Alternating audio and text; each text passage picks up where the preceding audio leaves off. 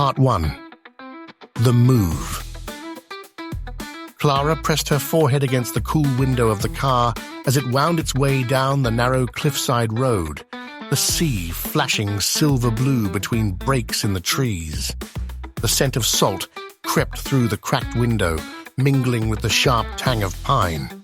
Her sketchbook rested on her lap, untouched since they left the city. Her pencils rolled with every turn, but she didn't bother catching them. "Almost there?" her dad said brightly from the driver's seat. "Great," Clara muttered, not looking up. Her mum gave her a look from the front seat but said nothing. The town of Breakwater Cove came into view gradually, like a watercolor painting coming to life. Nestled between two cliffs, it hugged a crescent of golden sand. The houses perched on stilts or nestled among dunes. A tiny harbor jutted into the water like a question mark, and a weather-worn lighthouse stood sentinel at the far end. Clara felt the weight of her old life pressing down as they passed the welcome sign, painted in cheerful blues and whites. In the city, she had a best friend, a favorite bakery, and a bedroom with walls she'd painted herself. Here, she had a rented house with peeling paint and boxes stacked to the ceiling. They pulled up in front of their new home, a weather-beaten cottage with a sagging porch and tangled vines climbing its columns.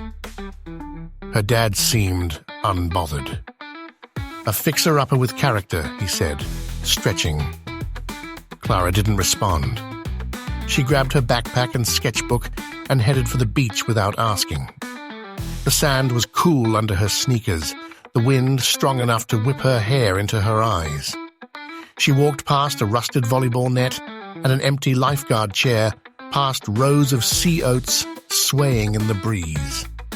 The town felt like a postcard from the past. Everything here moved slower. She found a piece of driftwood shaped like a wave and sat on it, finally opening her sketchbook.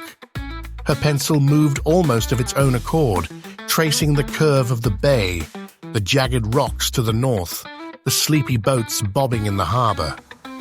But her lines were stiff. Her heart wasn't in it. "That's your boat now," a voice called. Clara turned. A boy about her age stood a few feet away, wearing a hoodie and board shorts, holding a surfboard under one arm. "What?" she asked, confused. He pointed behind her. Clara turned to see a weathered hull barely visible above the sand and tall grass. It was half sunken, as if the beach itself were trying to swallow it whole. The paint was flaking, the name faded. She could just make out the letters D-E-I. "It's been there since forever," the boy said. "Belonged to some girl who disappeared, I think. No one touches it. Some say it's cursed." Clara raised an eyebrow. "Seriously?" "Breakwater stories," he said with a shrug. "I'm Joe, by the way." "Clara, just moved here." "Figured." "Well, welcome to the edge of nowhere."